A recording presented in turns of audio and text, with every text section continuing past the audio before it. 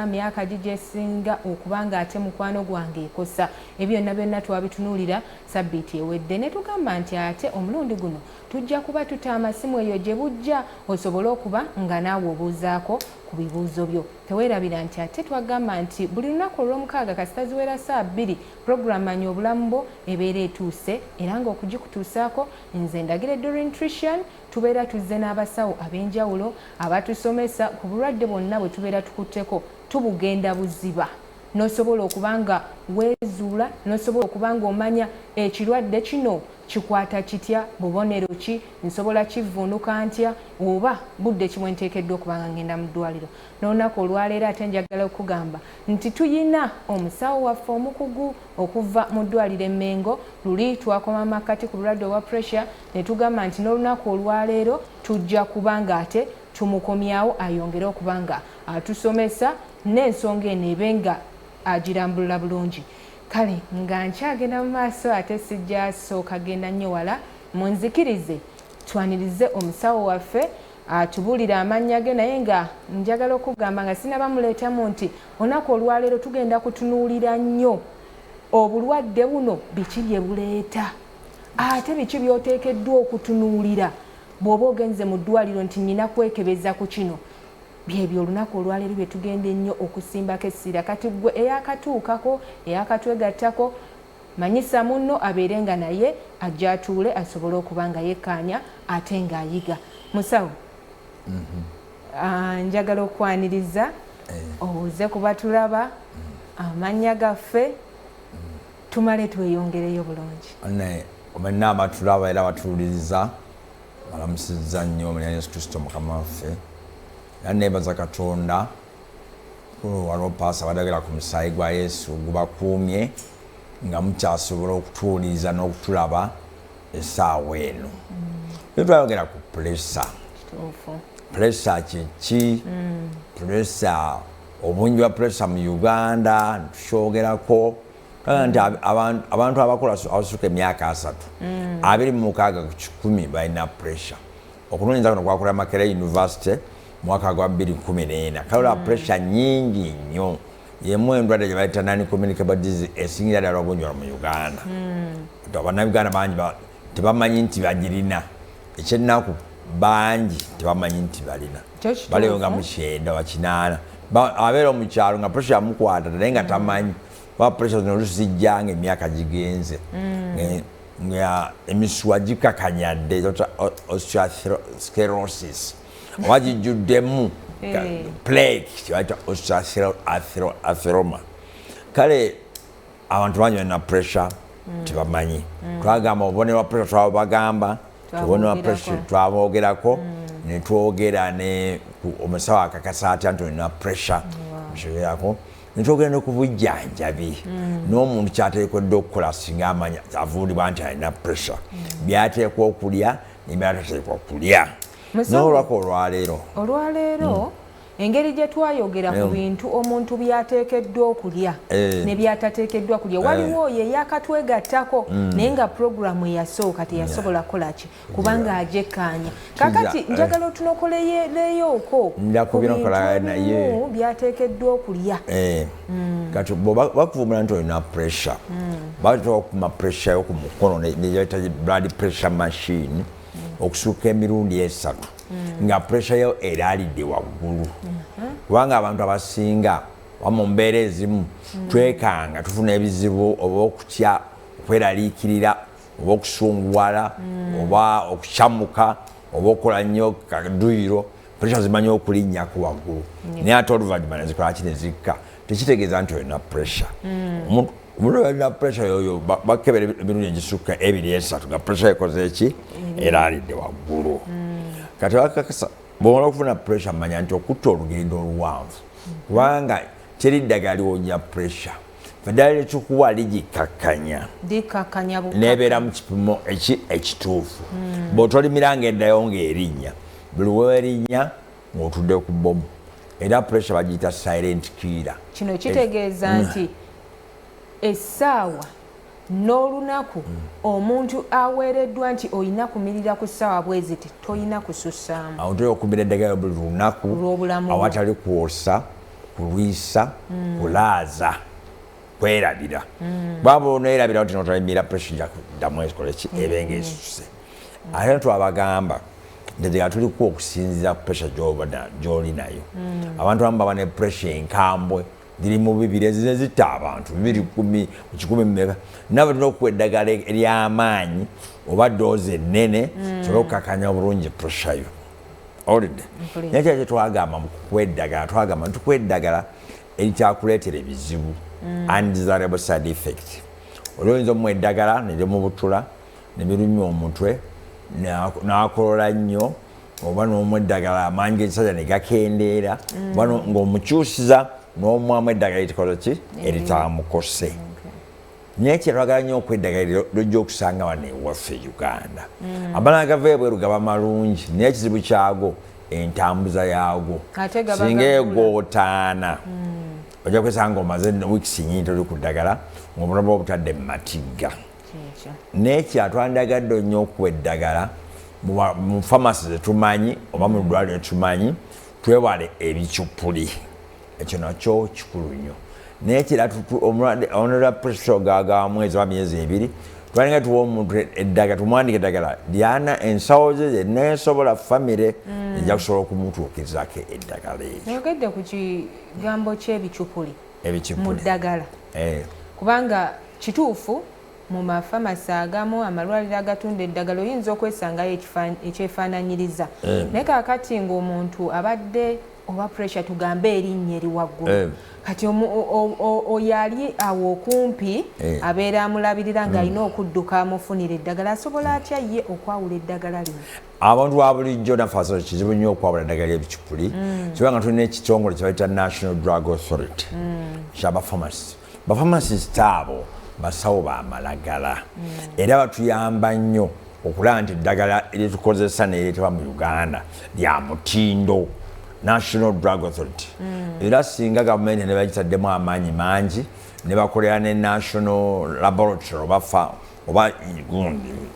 factory ongera kukebera amalagala ago kijja kutuyamba nnyo obujjanjabi bw'endwadde ezitali nnyingi ennyo kubanga bo bebatuwa amalagala ki agali ku mutindo kale ebyo nno bikulu nnyo naye kyani twagamba ku pressure olina okukyusa mu byendya omulwadde wa pressure andibadde kirungi naali omunnyo mutono era kityo talunga munnyo era World Health Organization yagamba nti omuntu omunnyo gwe yandiridde atalina tegusukka grams 5 olunaku kiyamba nnyo aba pressure nawo talina omulwadde wa pressure tali amasavu ga bisolo geegaluwa yennyama ensava ogula ennyama ng'erimu amasavu gasaleko obanga kadde gagwemu oli ate tolya nnyama nnene hafu kilo toliipologoma lyako obufiinga butono bubiri bwe buti tosiisa muzigo muganda gwe bayita enshami ago masavu ga bisolo tolya bata tolya cheese omulwadde wa pressure waba alidde kano ke bayita akasolo k'eggwanga kamunaaba gookya taliirako ebigodo bibaamu amasavu mangi ayonasatu bw'aba anywedde amata tanywa lukoni amata gaggyeko olubi ga skimming ogasaabulule g'obunywa bw'aba alidde enkoko sekkoko bambaata taliirako oluliba kubanga oluliba lwamu amasavu ga cholesterol awo ge bayita sekazibikira ki misuwa nogajja kati bw'olya ennyama nga nsave amasavu ago begajjula mu musaayi gakola ng'enkonge ku misuwa ne gakwata kuli omusuwa gwali omunene gukendeera omusaayi gubayitawo nga gugolongota gukola akatole oba kaklot nga guzibikira bweguba ogw'obwongo ng'ofuna stroke ati skimming stroke be ogw'omutima ng'ofuna heart attack kale ebyo tulina okubyegendereza nnyo mu byendya n'ekirala oyogedde ku nsonga y'olububi lw'amata twesanga nti ebiseera ebisinga abaana abato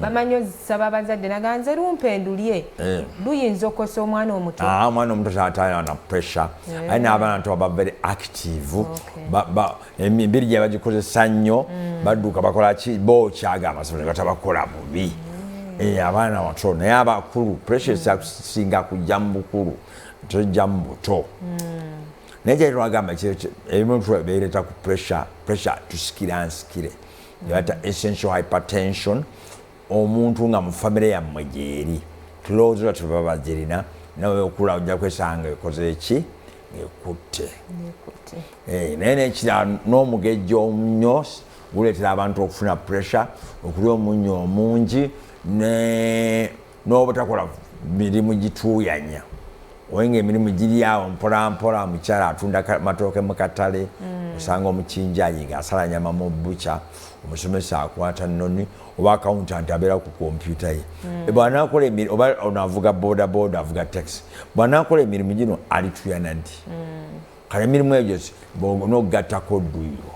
Sabbiiti yaffe ewedde wayogera ku kintu ky'omuntu okuba ng'akola ku dduyiro. Omuntu okola dduyiro tekikwetaagisa oba kugenda mu kisaawo odduka emisinde mingi musawo yatugamba osobola oba ng'omaze emirimu gyo n'otambula n'ogamba nti oba kantambule nninnya akasozi bwe kati ntuuke wano nkomewo. Osobola okudda mu njuuyo n'obuukabuukamu n'obuukaddukiramu n'owuga n'olima n'okabala birungi nnyo ebyo kasita gikoledde kumala dakiika 3 ng'otuyana okumala ennaku ezitaka wansi wa 5 osala ku mugejjo n'okutambuza obulungi omusaayi okubala endwadde za pressure n'ebizibu byabyo kale ebyo bikulu nnyo n'okukendeeza omugejjo waliwo guno omugejjo gwe tulina ogwa famire ng'abantu bonna kati ng'ekiri ewaffe abantu famire members banene kati olina okulwana n'amasajja w'amakyala okulaba nti okendeeza ku mmere gy'oli naddala emmere ereeta omugejjo yemmere gye bata carbohydrate eya starch n'amasavu gakendeereze ddala obudde oli matono bw'oba n'essowaani yo kimu kyakuna okubeerako emmere eyo eya starch kimu kyakubiri emubeerako ebivaavava envendiirwa omuli doodo sukuma wiiki kabeji biriŋŋanya ejjobyo nakati neboolya ebbakuli entula katunkuma ebyo neboolya ebbakuli ennamba bikusa bulungi netebireeta mugejjo.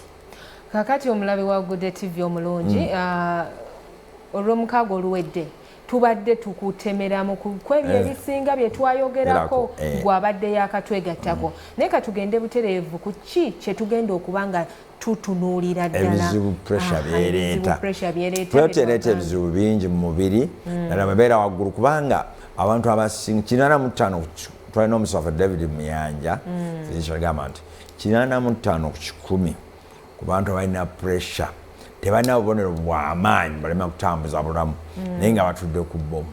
Pressure ebeera waggulu okumala ebbanga eggwanvu ekosa omutima omutima gukubira ku pressure ennene gugaziwa kyaita left ventricular hypertrophy ate omugaziwa ku luvannyuma gulemererwa kibatta heart failure bwe gulemererwa oli n'azimba ebigere nga bibootaboota kibatta pedo edema nga okowa mangu okutambula okutuuka wano wabweru onooweekeera is a fatigability buli kalimu kookola ng'oweekeera kibata exertional dyspnea bwebaka ekiro ogwamwawamuka ng'oziyidde kibata orthopnea omutima gulemereddwa kati omutima gulemererwa ekiseera ekinene eba kitundu ekyamaanyi nga n'obulamu bugenderera wale tulina mitiba gya spare kati omutima pressure ekosa nnyo omutima aye naye kira pressure ekosa omutima emisuwa gy'omutima egyo olusibe gye bagikuttemu amasavu kati omusaayi gwate kutegumala bulungi ki mutima muli afuna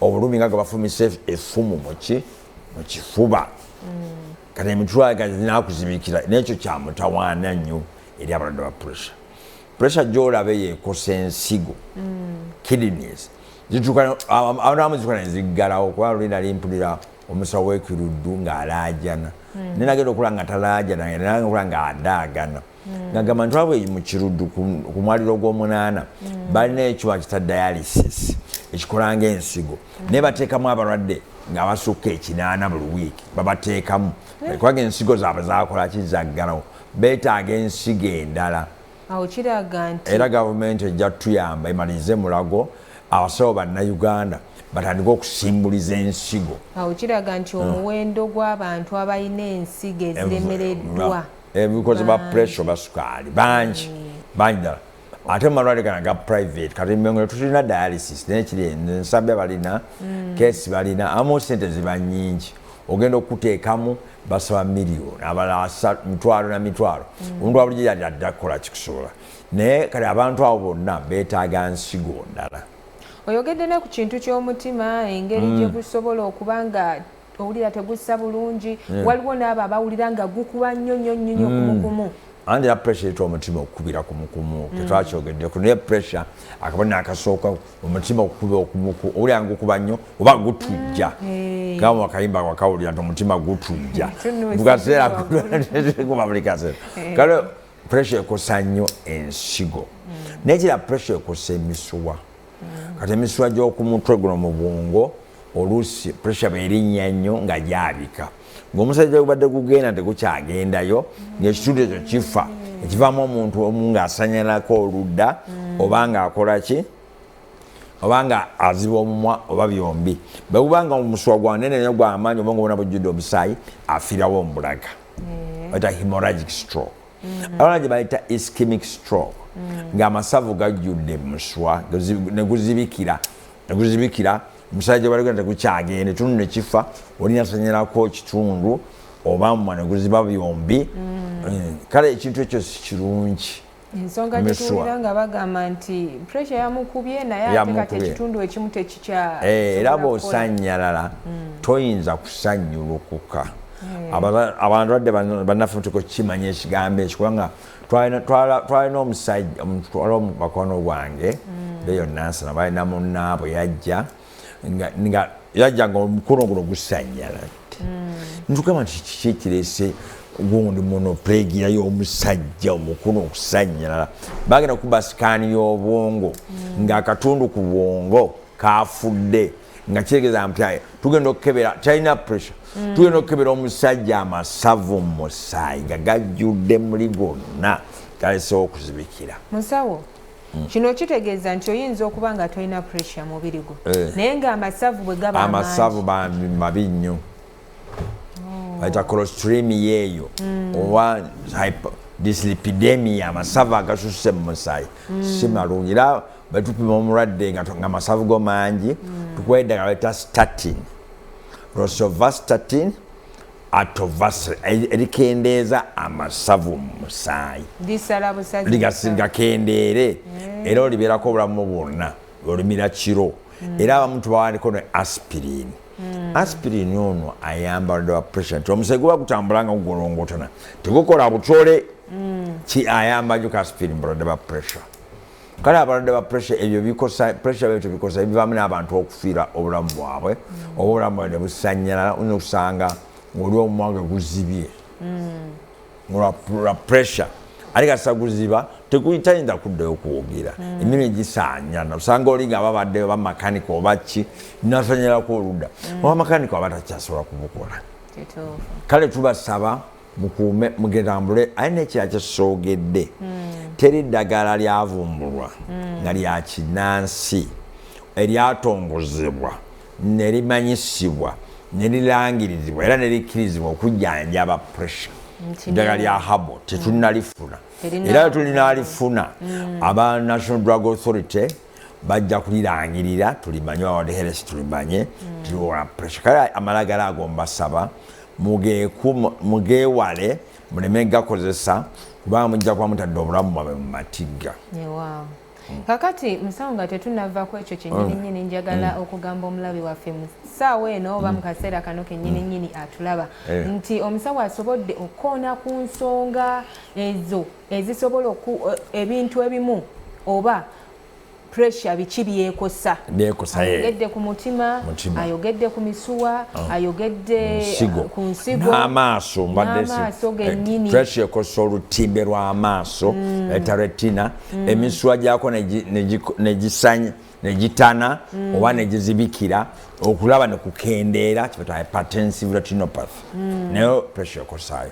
Kale ebintu ebyo bambi bikosebwa nyaputa twagala tubyewale nga tambula bulungi mulwadde wa pressure ate okubeera ne dokita we amulondoola amulabira obulamu bwonna era gana amalwaliro amanene kati nga Mengo Hospital tulina kiriniki ya pressure biralo lwakubiri eba y'okusomesebwa okulungamizibwa n'okutegeezebwa abalwadde bamanya ekisaanidde okukola n'ekitasaanidde kukola n'amalala amalala gano nga Lubaga Nsambya Kibulu Kiruddu eri abakiriniki za pressure gamba muzigendemu bakulondoole tobeereyo kanoomira bumisi kale bana kakati oyo ali awo ndaba ssaawa eno njagala abe nga awandiika wansi akabonero ke yeerabako oba maama wo oba taata oba muganda wo nga gwe olina embeera z'omulabamu ogenda kuba nga obuuza ekibuuzo ekyo ofune ate okuba nga babuuze ebibuuzo tuddemu nga tetunaba kutuuka awo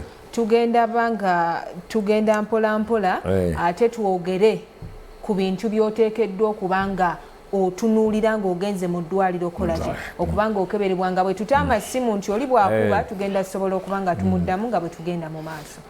Era nkubiza abantu bonna wanga oli muntu mukulu Munnayuganda n'oba ogenze mu ddwaliro okulaba mukamwana yazadde bw'oba oyita ku mmeeza y'abasawo balamuse bulungi tobaduumira balamuse bulungi mukanye bagambe nti bane mumpe ku pressure yange nange bakupimeko n'oba nga ogenze ku kiriniki y'okukyalo bakupimako ku pressure yonola kuba pressure zijja mu bukulu owulidde tulondoole pressure zaffe Bannayuganda kubanga nnyingi nnyo sobole okugikwata nga ekyali nga tennaleeta ki buzibu tulondoole. Njagala okusaba producer wange abe nga atuteerawo ennamba z'amasimu omulabe gy'asobola okubako nga kati ffe bwe tukanye ne tukyanye ateekewo ennamba ezo tube okubaddamu bana abalwadde ba pressure temuggwa mu maanyi singa muba nga mulondoddwa bulungi nga mumira eddagala lino mujja kusobola okukuuma obulamu bwammwe nga we buli nga tebwonoonese. Tutunuulire obulwadde bw'olina okukebererako obulala. Kati omanye pressure oluusi waje bata primary hypertension erabika ivugoberera mu family nolo gye bata secondary nga n'ekintu ekigireese kati nga chronic kidney disease endwadde z'ensigo zimanyi okuleeta pressure endwadde z'eddookooli hyperthyroidism and parathyroidism parathyroidism neereeta pressure Cushing syndrome nazo zeta pressure what baita pheochromocytoma endwadde za adrenal glands zimanya okuta pressure olwo pressure gira ku lubuto omukyala badde tabana na pressure ne bafuna olubuto pressure nezirinya kibaita preeclampsia ate ezo za mutawaana nnyo zitta abakyala abangi wano mu Uganda musanya kiba kituyambako nti bw'oyogera ofuna olubuto munnange jangu eri abasawo tukulondolawo tukume pressure zo bwezibanga nnungi abo kati zibanga zirinnye omusawo ajja kufubaalayo nti akuwa eddagala erinakakkanya pressure zo olubuto erukula ekirungi kya pressure olubuto singa omukazi amuyamba Katonda obuto nerukula omwana n'avaamu bangi pressure ziddayo wansi zisitira n'atabamu ejja kagenderere era zitta abakyala bangi nnyo kale obwanga ofunye olubuto bambi bamulera tubeebaza bakola nnyo emirembe egyacwa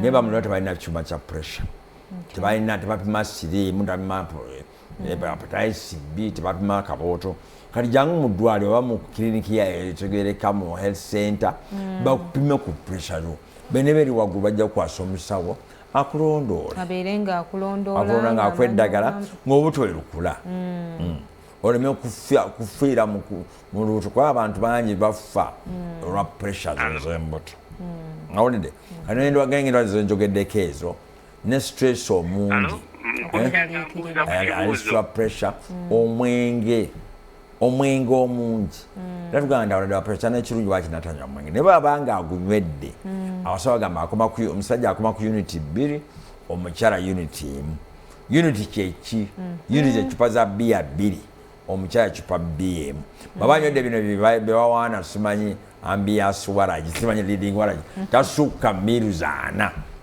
ate tabeera DDO daily drinking office eyo baita daily drinking office mugambi aguvireko dda kyalo ekirungi n'aguleka n'ekigambo ekirala kyetugamba sigala n'emmindi naye kefe Katonda tuyamba mu nsi yaffe abanyi basigala batono okusinga mu nsi endala naye bambi togeza n'onywa sigala olina pressure oba n'okufuuwa emmindi abamu bazifuuwa olw'ebigambo olw'ensonga zaabwe ez'okuloga n'ebirala ng'okyali awo musawo bw'otugamba nti muve ku sigala mwesonyiwe emmindi atudde awo ng'abadde akikola ayinza obutamanya bizibu kibivaamu. Njagala otulage nti sigala omukka guno gukola kino ne kino bingi nnyo abamu banywa sigala olw'okukontrolinga stress. Hello munange. Mbalamusizza bannaye. Nawe bulamusizza mukwano. Ekibuzo kyange musawo. Munange. Oyogedde nnyo ku bantu abanene. Kitegeeza automatically abati ne bo bayitawo buyisi. Ate bayitawo ssebo. Twagambye nti Pulesa egoberera family baamu abanene n'abatono. Naye bw'ogejjulukuka ennyo ojja kuba ne pressure enzibu. Naye bw'onoosala amasavu n'okendeera pressure ejja kukakkana. Musawo avuddeko naye ekibuuzo ky'ondowooza kisobodde okuba nga kiddibwamu bulungi nti gw'omutono naawe teweeyibaala ate pressure esobola okuba nga tugambye nti abantu balina pressure mu Uganda basusse emyaka 3 abakulu bali 26 ku kikumi. Alo oyagala ki? Tetukuwulira netuwakayo nga teteredde bulungi mukwano. Vira TV mama. Madde njagala okusaba nti bw'okuba atebeera ng'oviira TV yoleme kubanga amaloboozi tetugafuna bulungi oba madde nkusaba ofune bulungi ewali netiwaaka tusobole okuba nga tukola ki tukwatagana bulungi nnyo tukuwulire ate naawe obe ng'otuwulira. Halo. Gwani? Yongerako ku ddoboozi mukwano. Yesebo. Ben Kintu ow'Eggaba. Kati mbuuza musawo. Kati nze nnina okupakunkana kw'omutima naye Pulesa kuba nagendako mu ddwaliro ekiruddu. Kati ne bankebera naye bankola endosikope ne bagamba nti nno nina obusuwa obwakutuka kati ne bampa empekeze nanitegezaako okumirako baziyita proponolo naye proponolo 41. 40 proponolo 40. Kakati simanyi obusuwa bubuna butya obwakutuka kati simanyi kyava ku Pulesa kyava ku pressure ereeta omutima okuba ennyo. Owulidde ne bakuwaayo eddagala erigikakkanya okutujja kw'omutima ne gukendeera. Omwami bamuwa propranolol is a beta blocker. Ddagala lya pressure likendeeza pressure n'omutima okuba ennyo n'otereera. Naye oba tolimize omutima gujja kubeera gukupasuka okuba ennyo. Akono ka pressure akasingira ddala okwamanya nti olina pressure mutima kutujja gutujja gukuba buli kaseera. Bakumanya nti pressure yo eriwaggulu. Omutima ate bankanya emitima bingi. Stress yennyini nayo ereeta oli yagamba love bw'otoli maama omutima gutujja. Owulidde? Sawa obuyimba otambula nabo. Enyimba zazowulira. Ate abamu ndwadde za mutima zikubisa omutima. Abamu okuggwamu omusaayi n'okuggwamu amazzi omutima gujja kukuba. Olwedde kale ebintu bingi ebikubaganyisa omutima naye akamono ka pressure akamu ku bukulu kwe kutujjako omutima. Atugambye mukwano gwaffe nti omusuwa gwakutuka n'afuna ku ddagala eryo. Katusabire ate mukwano gwaffe obe ng'otereera nga bw'ogenda mu maaso n'okumira eddagala eryo. Era kyandibwa kirungi abasawo tabata ababeereko. Ate tubakubiriza bannaye bakugambye nti olina pressure bakuwandiikira eddagala tokusaba. Olunaku lwe bagambye okudda komawo mu ddwaliro. Bw'oba tosobodde komawo omusawo mukubire omugambye nti munnange waŋŋamba okudda ku lunaku luno nga ssente sizirina oba ŋŋamba okudda ku lunaku luno ate ffe tugenda Lwengo kuziika oli naakusalira amaganga nti wagenda kwata ebbaluwa zo eddagala lyo ogende ku famasi gundi negundi oba gende ogule eri n'akutuusa ku lunaku ki naye oteekwa okulondoolwa. Kikulu nnyo abalwadde ba pressure okulondoola. Ate ebintu bingi etulondoola. Of course tulondoola kati ng'omutima ng'otugulondoola gye bayita ECG amasanyalaze g'omutima galaga omutima gwagazibwa kyenkanawa gupika kyenkanawa omusaayi gugumala. Kirungi nnyo bakola ne echocardiogram ne balaga size geography omutima yenna. Bakola renal function test ne balaga engeri ensigo gye zikolamu omusaayi gw'ensigo. balogenda mu maaso ne bakola fandoscope ne bamulisa ku lutimbe lw'amaaso ne balulaba ekyo kitegeeza nti okwekebeza kati kirungi bakebera amasavu mu musa kita lipid profile elime ndikola emitwalo eno amasavu genkanawo tugakeberemu tigakuleetera obuzibu oyinza okuba tokimanyi nti amasavu wena mangi naye gajja kukuleetera ekizibu otagasanga tujja kutandika ddala nabagambira assa tejja kukuyamba ne president Trump lyamira ayamira rosuvastatin ddagala mutemu okuva ku ddagala lyaffe tebabalimba nale mukwata haba gundi kwata haba nedda mugwana eddagala litongozebwa National Drug Authority kyekibiina kyekitongole kya gavumenti ekitulungamya mu ddagala litukozesa mu ggwanga tugenda kuddayo wano wetubadde twogera ku munywi wa sigala Taaba biki sigala mubi nnyo kubanga abantu banywa sigala lwaki banywa okusala ku stress waye birowoozo bimpiridde kanfuweeteko mbifuweete naye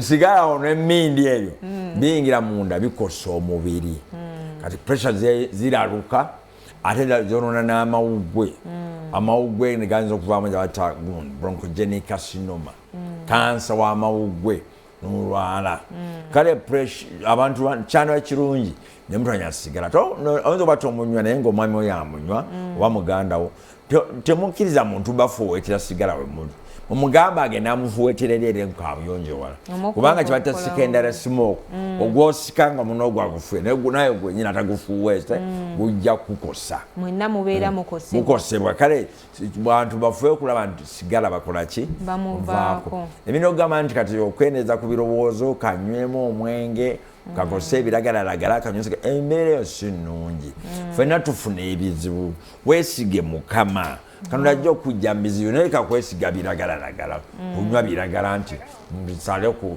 stress. Hello. Hello. Wanji mukwano oli ku Gugudde TV. Eddagala lya Pulesa ndimira misana oba kiro? Oh yes, olosoloza.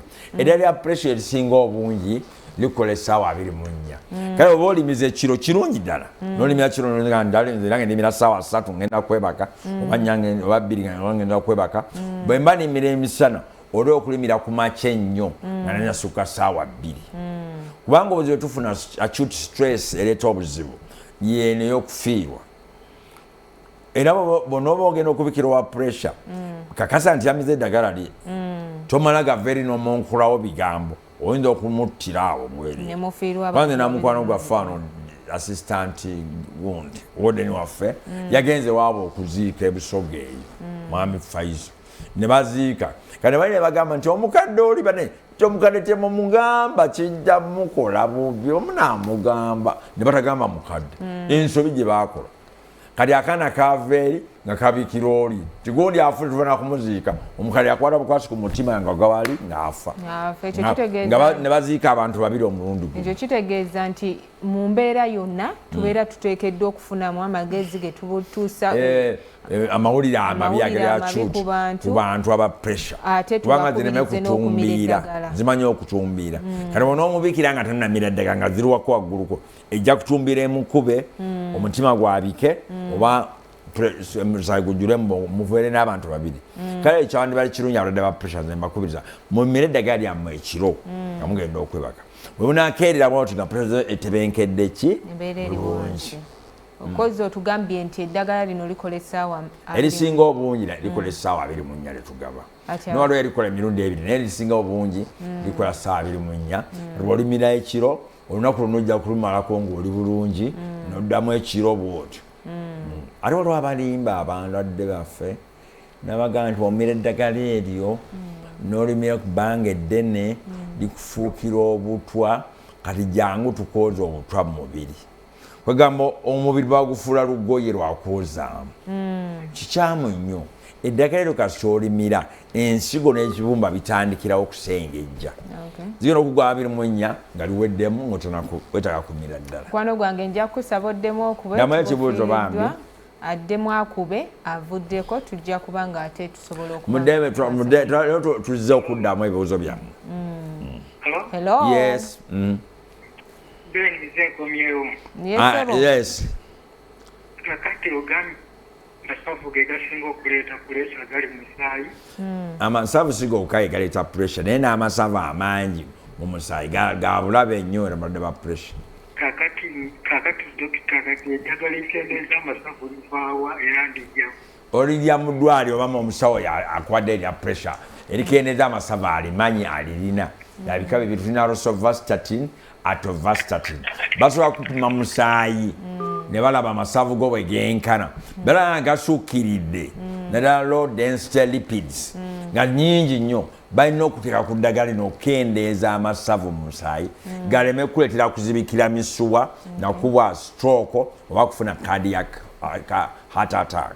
Madde nkusaba obaddiremu ebika by'eddagala ebyo byoyogedde ogabe biri waliwo bayita statin drugs waliwo rosuvastatin ne atorvastatin balina okuwa ekimu ku ebyo byomira bulamu bwo bwonna zisobole okukendeeza amasavu mu misuwa musaayi naye ng'ekisinga era omuntu n'amasavu yandibadde agakendeeza mukendeeze amasavu gavaawo misu amasavu gava mu mmere emmere gye tulya emmere gyolaba ya sitaake kasita ogirya bagimenyamenya mu kyenda neyingira mu musaayi nga sukaali bagiterekanga amasavu ayinza okuva gye bagiterese neyingira ate mu musaayi n'amasavu gennyini amasavu amalungi ge gano ag'ebyennyanja ge bayita omega 3 omega 6 fatty acids waliwo amasavu g'ebyennyanja ag'empuuta ag'emmale agasemutundu ag'emmamba era waliwo ekinya bayitanga kasulubbano oba wali okiwulidde kasulubbano kyali ekyennyanja kyalina omumwa omuwanvu oyo guti ng'abaganda tebakkiriza mukazi kukirya ajja kuyomba nnyo abantu kale n'amasavu ge kati waliwo n'omuwala bambi yatukolera research tonagifulumya naye twagibbayo twagibba kato nagamba yakola research mu nsenene ensenene zo zirina amasavu 3 omega fatty acid and 9 amasavu agalwanyisa amasavu ag'amabi n'enswa amasavu g'enswa tegalina butawaana nagensenene. Hello. Hello. Yes, tuwulira. Yes, nyabo. Kati musawo mbadde mbuuza. Mbadde mbuuza. Musawo ne bwe batambuddeko katono nnyo okuva wano na wali bbiri omutima gunkuba nnyo n'omuntu wayingira anajja bwana mmekanga abo nga tayogeredde eri neekanga. Omutima gwo gwekanga nnyo. Omutima okwekanga nnyo okuba nga pressure yakosa omutima. Nga pressure gye wafuna yakosa omutima gwo. Bante okukuwaayo eddagala erijja okuyamba ku mutima gwo kati waliwo ng'oli yassa okuba agambe bamuwa propranolol. Propranolol is a beta blocker. Beta blocker ziyamba nti omutima tegukuba nnyo owulidde ate bwe banga gulemereddwa heart failure bakuwa eddagala nga digoxin erizaamu omutima amaanyi nebakuwa ne lasix eddagala lya lasix erikendeeza amazzi muki mubiri agaba gawagamye kale ekyo ojja kujja olaba abasawo baffe abakugu bayita physician bakutunuleko balabe embeera yo amagezi akugikolera bwati ojja kubeerawo omuntu ayingira bati omutima gwagala kuwanguka muwangusa kijja kumalako nnyo emirembe kale tukwasa abasawo baffe abakugu bayita physician oluyinza okujja emmengo tubalina namalala amala galina ba physician oba ogubanga omutima gwononese nnyo ogenda mu Uganda Heart Institute abakugu b'emitima mu ggwanga. Musawo abaganda bagamba nti addiŋŋana amawolo yagajjamu omukuto wayogera ku mmere erimu sitaaki omungi madde nsaba oddemu otubuulire ku bika by'emmere ebyo kubanga omu ayinza okuba nga ye akiwoomerwa nnyo emmere erimu sitaaki yayita mmere ge bayita carbohydrate emmere ereeta amaanyi muli amatooke muceere lumonde obummonde muwogo chapati sukaali mulimu ne soda mubisi gwa njuki ebyo emmere eyo carbohydrate eyo singa ogirya neba nyingi eyingira bagimenyamenya no mu kyende ekitono kyayita digestion neyingira mu musaayi nga sukaali sukaali oyo yamu gwe batereka oluvannyuma bamutereka nga amasavu olulala ne gavaayo ne gajjula musaayi kati obanga olina omugejjo ekyo tukusaba emmere bami gikendeeza obadde oli ettooke lya kiro namba lyamu kitundu olidde kendeeza ku mmere eyo n'amasavu gennyini ogakendeeze olidde kijja kuyamba amasavu galeme okujjula nnyo ki mu musaayi gwo kuleetera bizibu. Kino kitegeeza nti omulwadde wa pressure ateekeddwa okuba ng'amanya kika kya mmere ki na biki by'oteekeddwa okuba ng'olya bw'onaaba ng'oyagala obeere mulamu ate okendeeze ku bizibu by'okuba ng'ofuna za takisi ez'obuli kiseera ezikulumba. N'ekirala twagambye nti kola dduyiro owa pressure bw'oba okola dduyiro kirungi omanye okulaba musawo wo alabe dduyiro wa kika kigojja okola kubanga tetwagala dduyira n'akandula mutima mutima gwanafuwadde ate tekemu emisinde. Yes sebo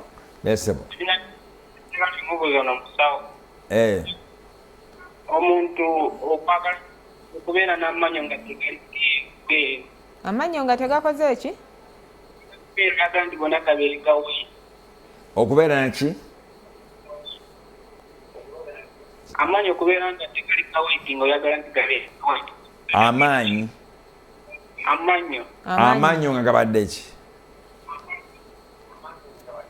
nga tegali gawaiti gago oyagala nti gabeeregawe amanyo nga si meeru amanyo okuguba asina kw'amanyo twali Dr. Elifaz Kigozi is a dental surgeon nze siri musawo w'amannyo naye atugamba nti amannyo gayinza okubeera ga white nnyo mu baana abato naye mu bantu abakulu gayinza okubeeramu cream naye waliwo ate amannyo agaguba asina oli anywa sigala anywa kwete gonna nga ga kyenvu gotyaka okujja mu ddwaliro ne bagapolishinga abasawo b'amannyo bamenya okupolishinga amannyo ne bagajjako ebyo byakwatirako bwe bagajjako tekirina kyekikosa kubanga batugamba nti kuliko akagundi ku mannya tekikosa bali basawo b'amannyo kyebakola bakimanyi bulungi kati mukwano gwange osobola okubanga ayinza okujja mu dental clinic y'Emmengo hospital abasawo ne balaba amannyo ge ne bala engeri gy'okumuyambamu. akakayisizaawo akamannya munaye afunye omukisa. Halo naffe tekulamusizza mukwano omukwano gwange buyinza yesebo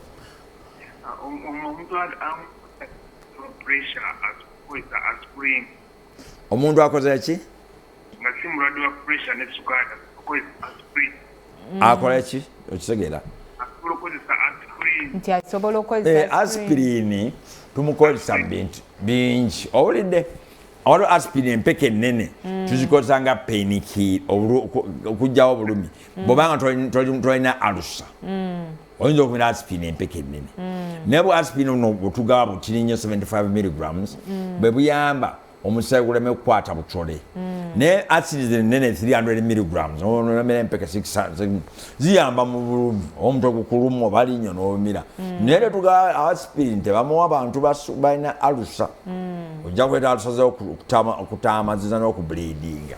wabula oyogedde ku nsonga y'alusaze ezo tugambe nti olina pressure already mwali mubiri ate ng'olina n'alusaze eddagala eryo terikosa andi omusawo wo nga omusawo mawaba amutendeke bulungi amanya okweddagala manyi ddagala limanyi kyayita drug interaction okwonagana nadda okweddagala likyakwonagane nolusayinza obutakimanya nalikuwa nelikwonagana era abalwadde baffe bena tubagamba kasi omusawo akuwandiikira eddagala nelikuyisa bubi tukusaba abantu kwegalekerawo okulimira naye omusonga nti wampadde eddagala bwenti ne bwenti nembeera bwenti ne bwenti nakusalira nakuwamu eddala litakosa. ekyo kitegeeza nti olina okukeberebwa n'omanya ddagala kiri olina kasi oba omira eddagala omanya nze waliwo omukyala mukwano gwaffe bakalangala eyo yalina pressure zaali nkambwe twamuwa eddagala tumanye lijja mukola bulungi naye eddagala lyamwokyeraba nga akubibwa ekisipi mu maaso netulimujjako nitumuwamu eddala gino byaddamu byaterera mpolampola libeera ne side effect eddagala taba side effect oteekwa okukimanya era kyobula nga nyigira nnyo bano abagenda ne batugamba batuna eddagala lyaffe lya kinnansi lya miti lyanku terina kabi konna abo baba bafere eggwanga teri ddala taba nakabi mu bantu abamu addagala limu abantu side effect mu bantu ki si bonna abamu era omulala kasofuna embeera yonna ng'ekosezza ku ddagala bambi jangu obulira omusawo wampadde eddagala lino naye nga nasuze enfuka nnyo oba nasuze wampadde eddagala lino nyayasesemye oba nakuddemu omusawo n'amanya ddala lyakwedde ekizibu kyobwekiti n'atali kuddayo kulikuwa n'akwamu eddala litakukosa aliwo nange lumu njjukira namirako ku ddagala naye nze saalina pressure just musujja gwali gunnuma nemmira eddagala lye bampa naye era lyakosaamu mu mubiri gwange kati nze kye nakola nenfuna mangu awo wenkebera ddagala kika bwe kiti ne bwe kiti kikola kitya side effect ziri zitya nembeera nga ntegeera era eddagala eryo tuno lyegendereza waliwo omukyalo omu yajja nemwandikira eddagala bayaddayo omanyanauganda kati balabufu nnyo si be bali abedda n'addayo eka n'asoma akapapula this drugs not big pregnant women n'akumanga musawo naye wampadde eddagala naye ndi lubuto ne mwana nsonyiwa mukwano olugana saakubuuliziza wangi mukwano webale kuweereza kale sebo naawe webale kubeerako dokita webale kuweereza kale munaye webale tusiima omadde mbuuza bubonero ki obuntaga nti nyina pressure bubonero katubuddemu omuntu okumanya nti olina pressure kisooka entunnunsi ofuna entunnunsi oba omutima gutujja akabonero kakulu nnyo baradde ba pressure kusa pressure ebeera waggulu ojja kulya entunnunsi oba nga omutima gwo gutujja ekyokubiri omulwadde wa pressure afuna omutwe ogw'olutentezi buli kaseera omutwe guba kukuluma bakeera malaria typhoid buli tobeera naye ngaomutwe gukulemeddeko bagenda okumanya no pressure ng'eri waggulu ekyokusatu balwadde abamu pressure bw'erinnya ennyo ng'alaba ekifu oba olufu mu maaso n'abalala pressure bw'erinnya ennyo abantu abamu bafuna kamunguluze oba kanzunzu abandi pressure bw'erinnya nga beerumika omusaayi mu nnyindo kale obubonero busatu naddala busatu obusooka bukulu nnyo balwadde wa pressure kwolabira ti pressure ogirina obubonero obusatu ogambye ekifo ku maaso omutima okukuba ennyo omutwe okuluma ennyo so byebyo ebisatu musawo byakoonyeeko byegendereza ennyo oyinza okuwulira ngaomutwe ogukuluma nnyo noga oba nyina amazzi ate pressure bannaye si nzibu yakuvumbula ogenda bugenzi mu ddwaliro mu kiriniki niweepima ate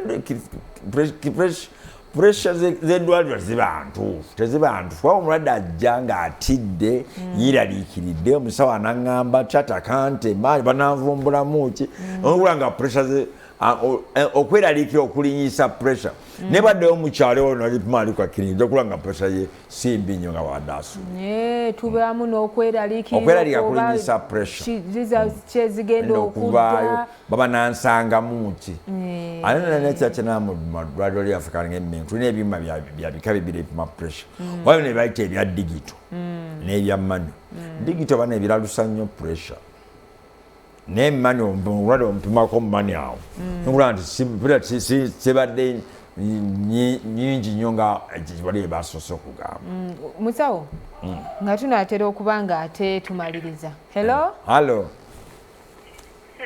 wangi mukwano Gyebaleko nnyabo. Kale nnyabo naawe gyebaleko. Kaakati musawo weebale okuweereza musawo. Weebale kusiima maama. Yes, sebo. Kaakati dokita. Nze mbadde mbuuza. Mukwano. Kati obubonero bwo bwoyogeddeko obwa pressure. Mukwano. Yes. Bwennina naye nagenda mu ddwaliro. Ne bampima. Ne bakebera sukaali ne bakebera pressure.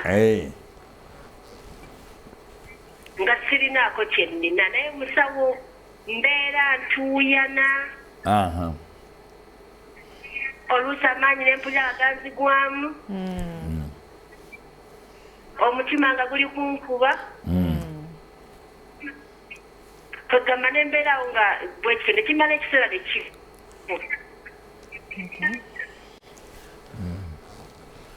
Kati bw'ojja mu ddwaliro olaba saabasookerwako be bayita aba medical officers tulina abakugu b'endwadde be bayita physician tulina n'abakugu b'emitima bayita cardiologist omukwano ne Dr. Kayima a cardiologist alali Platinum Hospital oyinza nomusanga emulago ab'emitima kati omutima gubanga gukuba nnyo nga tewali nsonga bakebere batoko kuvutira okuvumbula kikereso omutima ono okumutawaanya kivudde ku pressure talina musaayi gwamweddemu amazzi gamweddemu oba alina stress birowoozo bingi nnyo emuleetedde omutima okukola ki omukuba bweti tukola test ez'omutima tukutunza okukola kyebayita ECG nabala nti omutima gwono guli ku sipiidi yaggulu naye sipiidi eno evudde kuki lwaki alina tekekadi abakugu abo tukusindikira mu bakugu baffe obanga tuseebera nti omutima gwe guvuddeko ekizibu tuyinza n'okwongerayo ne tukweza mu Uganda Heart Institute eri abakugu b'emitima ne bala nti oba omutima gwo gwe guvuddeko kino na kino owulidde abamu ekibaleetera pressure omutima okuba ennyo birowoozo bingi ng'oluyimba lwawuli olwa laavu ezo omutima gutulwa otali maama omutima guba gutujja kale bannange enamba yange y'essimu tugenda baate tetukwatayo essimu ndala yonna wabula mu ddakiika ng'emu njagala oba ogabira ennamba ye y'essimu ate obeeko ki kyoyogera eri abalabi tube ng'ate mukwano kati amagezi gempa bw'ofuanga omutima gukutawaanya obanga olina pressure otera okuba n'omusawo akulondoola obulamu bwonna oba nobeera mu ddwaliro era appointment z'omusawo zikuume ojje ng'omira bulungi eddagala kubanga pressure tewona naye ejjanjabibwa kale ennamba ezange nze bamusa Dr. Kalibala Sendi kola nga senior medical officer Mengo Hospital ennamba ezange njaba 2 kamba nsokole ya Airtel eri 0753 02 022 686 olide ya MTN eri 0774 9 12 awo nga tunyumya enamba ezo zibeerako olunaku lwonna naye essimu njijjako saawa 4 neneebaka kutulo n'omulundi ogusembye musawo bw'ati bwe yatugamba nti munnange ate ye okutuusa ssaawa 4 essimu abeera agijjako atuwadde ennamba ze z'essimu osobola okuba nga mu budde bwe obw'eddembe obudde obw'emisana omukubirako bw'anaabeera nga tali bize ajja kuba ng'asobola okukwata ate ng'akuddamu. Njagala okwebaza omulungi wange abaddeko ku puroguramu Manya Obulamu Bwo wano ku Gugudde TV. Weebale kubanga ate oli mulabi bulungi, weebale kusomesebwa ate mmanyi nti oyizeemu. Ndagire Doryn nze abaddewo okuba nga nkutuusaako puroguramu nga bwetambudde olunaku olwaleero. Tugenda kuba nga ate tuddamu okukwatagana ku lunaku lugenda ba lwa 6 ssaawa 2 zennyini mu puroguramu Manya Obulamu Bwo. Tujja kuba nga ate era tuleetayo ekirwadde ekirala kye tugenda okwogerako. Tukigende buziba nga kino bwe tukigenzemu. Tumanyi nti mubeera n'ebibuuzo bingi, mubeera n'okwebuuza kungi ng'oyagala okuba ng'oddibwamu. Omusawo ajja kuba ng'abeerawo ate abeere ng'akola ki ng'atusomesa nga mwekuume covid bw'oveewo yambala masiki. Masiki tujja zimanyira bannange ffe tulaba mu ddwaliro sibe mulabeeni. Mwekuume covid tuli naye kirwadde kya bulabe nnyo naye covid akwata nnyo. Twagala obbasiibulira wano. Njagala obbaagaliza wiikendi ennungi. Mwekuume mubeere balamu, masiki temuziggyako, mubeere bulungi. Mweraba tukwatagane Saturday. Atakumira mpeera bakumi. Amiina.